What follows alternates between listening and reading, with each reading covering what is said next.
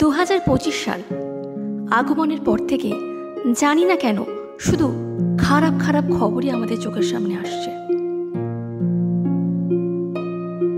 আজ আবারও একটা দুঃসংবাদ আমাদের সকলের জন্য। খবরটা শুনে প্রথমে কিন্তু আমার একদমই বিশ্বাস হয়নি, তাই সব জায়গা সার্চ করলাম, স্যাঙ্গুইন হলাম।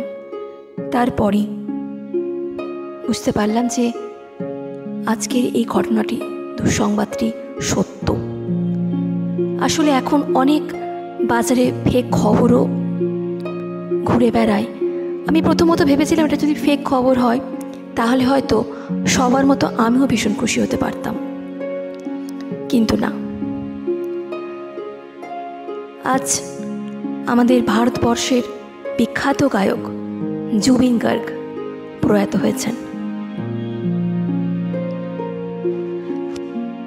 আজ 19শে সেপ্টেম্বর সিঙ্গাপুরের একটি হাসপাতালে 52 বছর বয়সী এই অসমীয়া গায়ক শেষ নিঃশ্বাস ত্যাগ করেছেন।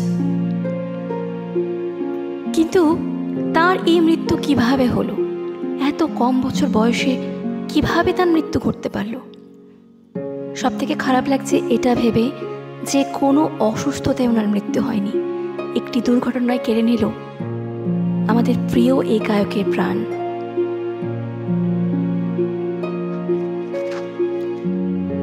যেটুকু খবর জানা যাচ্ছে তাতে করে চতুর্থ নর্থ ইস্ট ইন্ডিয়া ফেস্টিভ্যালে যোগদানে গিয়েছিলেন জনপ্রিয় গায়ক, এবং সেইখানে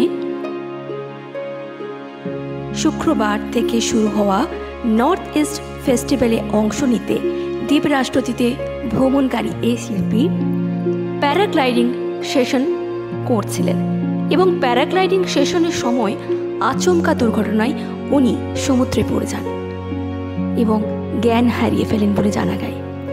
তাকে সমুদ্র থেকে উদ্ধার করে তৎক্ষণাৎ সিঙ্গাপুরের একটি হাসপাতালে ভর্তি করা হয়, কিন্তু গায়ককে শেষ পর্যন্ত বাঁচানো যায়নি।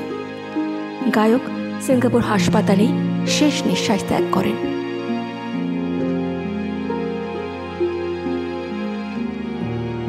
বাংলা, আসামিয়া এবং বলিউডের বেশ কিছু ছবিতে ওনার গান উনি গেয়েছেন এবং সেখানে উনি তার প্রতিভার স্বাক্ষর রেখে গেছেন।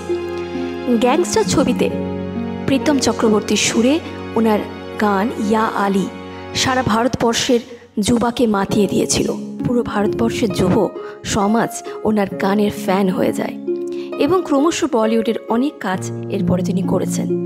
ক্রিশ 2 সিনেমায় ওনার গাওয়া দিল তু হি বাতা আরও একটি জনপ্রিয় গান। বাংলা সিনেমাতেও তিনি বেশ কয়েকটি সুন্দর গান আমাদের উপহার দিয়েছিলেন, যেমন চিরদিনই তুমি যে আমার সিনেমার মওলা রে মওলা,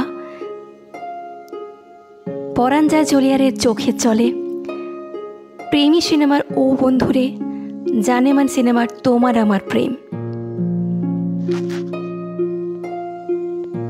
এছাড়া অসমীয়া ভাষায় তিনি বহু গান গেয়েছেন। মৃত্যু তো সকলের হবে, সকলকে চলে যেতে হবে, কিন্তু এই অকাল মৃত্যু, আকস্মিক মৃত্যু, এবং সবথেকে বড় কথা যে প্যারাগ্লাইডিং করতে গিয়ে একটা মানুষের এইভাবে চলে যাওয়াটা কিছুতেই যেন মন মানছে না। অসুস্থ হয়ে মানুষের চলে যাওয়া এক প্রকার, আর একটা সুস্থ সবল মানুষ প্যারাগ্লাইডিংয়ের আনন্দ নিতে গিয়ে এইভাবে চলে যাবেন, সত্যি আমরা কল্পনা করিনি। উনি চলে গেলেন, কিন্তু ওনার কণ্ঠ আজও আমাদের মধ্যে থেকে গেল।